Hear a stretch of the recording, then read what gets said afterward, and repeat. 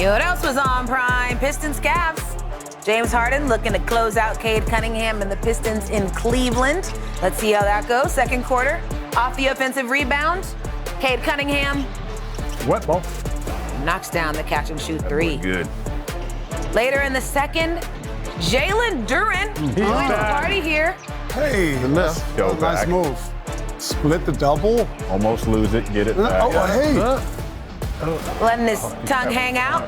Had it the whole way. Cavs made a push here. This careless pass by Cade. Donovan Mitchell gets it, goes coast to coast for the flush. Finished the second quarter strong. 30 seconds later, though, Max Strus Going. knocks down the three. Cavs pull within three and head to halftime. Final moments of the third off a Miss Mobley dunk. Sasser had a little breakout here.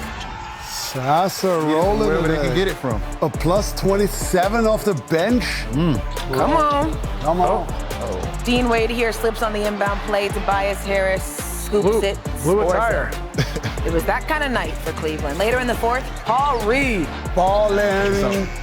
Paulin? We want Paul. We want Paul. Balling. Paulin, that was nice, BG. I thought that's what Dirk said. The Pistons Not that win. funny. They force a Game 7 in Detroit on Sunday. And here's JB Bickerstaff after the victory. We did what needed to be done. And, again, when we're at our best, it's the defense that's going to carry us. It's the physicality. I was pleased that we were allowed to play our style of basketball tonight, where we can be handsy, be physical, legally handsy, and just make it difficult on people. We had opportunities, little small spurts, but it was never like a consistent flow on both ends of the ball, which is a little frustrating, but, you can't do nothing about it. You got to start focusing, gearing our mind for, one game on the road. Overconfident, nerves, No. We got a humble group. I see the group right now. No heads down. No, hey, we blew that. None of that. They play great. We didn't play so well. Now we gotta flip the narrative. Game 7. We could sit here and dwell on this and carry that into Sunday. What's that going to do for us, right? So, understand we have an opportunity. We missed it. Now we have another opportunity on Sunday, and that's the mindset. Two of the best words in sports. Game 7. Baby, that's 3. That was All right. Let's talk about that Game 7. Give me the keys to a win for the Cavs as UD shakes his head. First, I just have to, listen, I can't stand when players say, what is harping on this tonight going to do for Game 7? It's going to help if you hold each other accountable. It's going to help if you hold each other accountable. Listen. Coach Atkinson need to put some hot sauce in these boys' water bottles. Yes. I've never seen a team come in with a chance to close out with less intent to finish them. I've never seen a team come in with a closeout opportunity with less focus, with less intensity. I've never seen that. Hell, Coach Atkinson need to put some hot sauce in his water bottle too, because he ain't holding nobody accountable sitting up on that damn hot stand. sauce going around. He ain't holding crystals at that. That's what we doing. We coming with the crystals, just in case I get it, just in case you know. But I'm just saying, listen. Crystals, holla at him. Yeah, but no, listen, I've never seen a team have a chance to close out and come in with it. You didn't even crack 100 points tonight. Come on, and didn't sit there and be like, we had an opportunity in small pockets. No. You had an opportunity to win the game from the jump. And your focus, the way you approached it, your intent, everything was off, and that's why you lost. Now you're going back to Detroit with Game 7. What's going to happen now? What's inside you is going to reveal itself in Game 7. We're going to see, because you will be judged. Sitting up there talking about, what we going to do about it now? Lose on Saturday, lose the next game and watch what happens. You will be judged, because everybody's sitting here waiting for Donovan to do what he's going to do. We're waiting for James to do what he's going to do. You guys have had the opportunity. Now you sit here in a Game 7 situation. If you don't close this out, you have nobody to blame but yourselves. Man, they might need to just play this video in the locker room. Yeah. Because, man, I can't stand when guys sit up there on that panel and be like, what can we do about it now? What the hell you mean, what can you do about it now? Hold each other accountable, because James had crazy turnovers. You had bad turnovers. This guy didn't box out. This didn't happen right.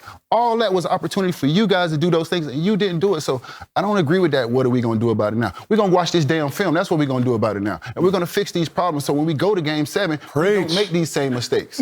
That's what we're going to do about it. Lord, we come before you today. I can't. I'm sorry, guys. Y'all. Dirk, you're... Yeah, just to add to this, they're very nonchalant to a closeout game at home. Yeah. 20 turnovers, way too many. They got beat in fast break points, points in the paint, second chance points, bench points, all of it across the board. In a huge home game, we have a chance. You just stole one. You stole home court advantage. You could close it out on Game 6. Just too nonchalant for me. So to say all that, I agree with. What are we gonna do about it yeah. now? Get your ass whooped on. You know what? I think we got it there. So key for the Cavs. Hot sauce in the water bottle. All right, we're going to see you on Sunday for a winner-go-home showdown on Prime.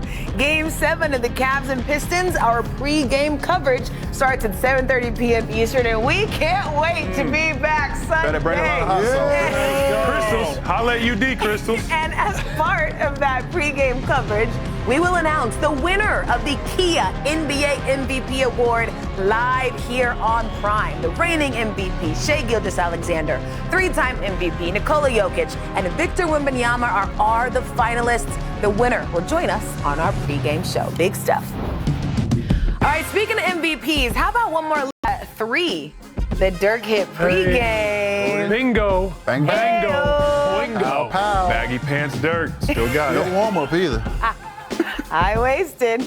And one of the most painful chest bumps I've ever seen. The internet was loving it. Obviously, you can do that after the game and show plenty of respect. That was a little strange for me.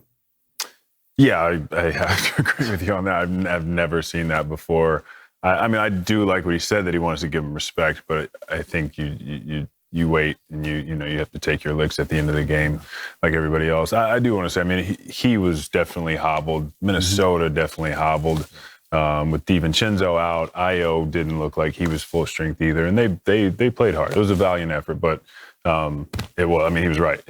San Antonio was just a better team. Yeah. Now, UD, you had a reaction there to what he said at the end about needing to build a team that has championship habits, playoff habits. I didn't get to hear the question he was asked, but what were you thinking when you heard that? Well, you would think that they would have that by now. You would think that they would have that. They've been to the Western Conference Finals. You would think over the years that they've built that. I understand. I think this is Julius Randle's second year, but you would think that a team that has been there, they would have those habits. So the fact that they don't have those habits are very disappointing to me. Because once you get here, and I say this all the time, the playoffs has a way of revealing what's inside you. And I didn't like what I saw from some of the Minnesota Timberwolves. Ant was definitely hobbled. DiVincenzo was out. But some of the things I saw I didn't like. And what I will say is great as Ant is as a basketball player, there's still some growth for him as well.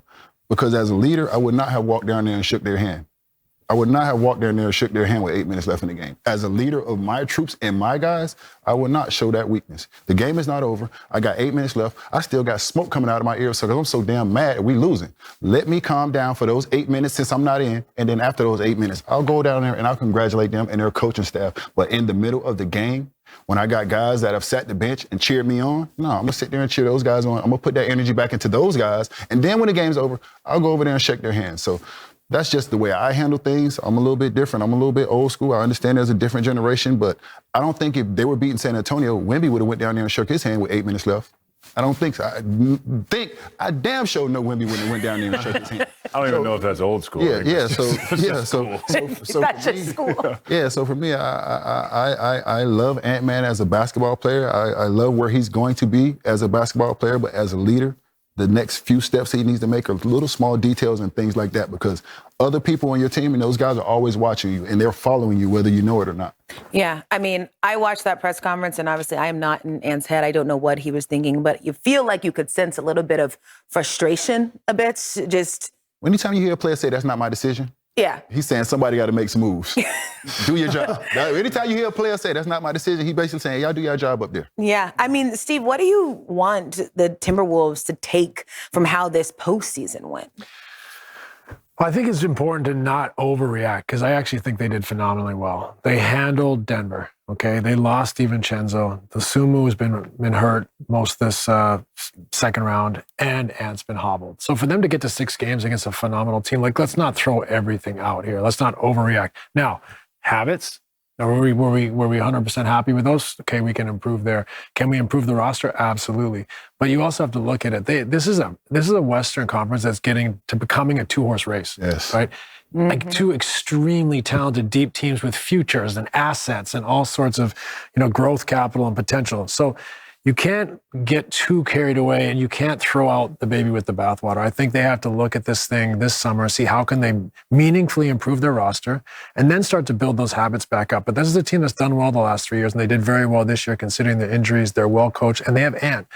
Ant is a cornerstone. He's a guy Wemby doesn't really bother Ant the way he bothers almost everybody else.